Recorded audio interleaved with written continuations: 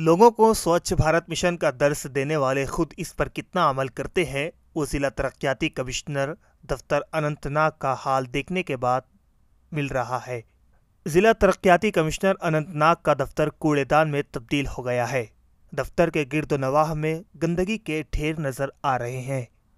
बदकिस्मती की बात है कि हमारा डीसी ऑफिस जो आप यहाँ से देख रहे हो, इसमें सफाई का भुगतान है। यहाँ गवर्नमेंट की तरफ से तो बड़े बड़े दावे किए जाते हैं कि सफाई का ख्याल रखेंगे।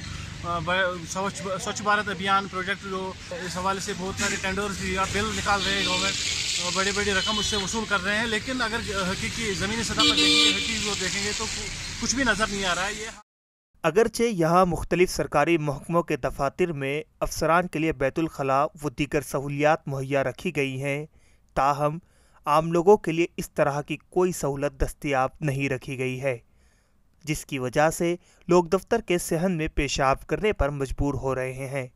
अनंतनाग की बात कर रहा हूँ, तो जो हेड क्वार्टर है डिप्टी कमिश्नर्स ऑफिस, तो यहाँ जो पब्लिक लैट्रिन्स है तो उनका हाल देखिए, वहाँ से अफूनत आ रहे हैं, उनकी सफाई नहीं हो रही है।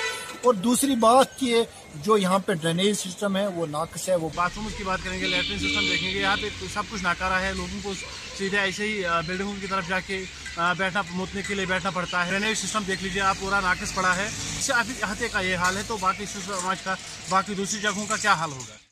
साफ सफाई के हवाले से आम लोगों तक मस्बत पैगाम पहुंचाने के लिए सरकारी दफातर में सफाई का होना लाजमी है।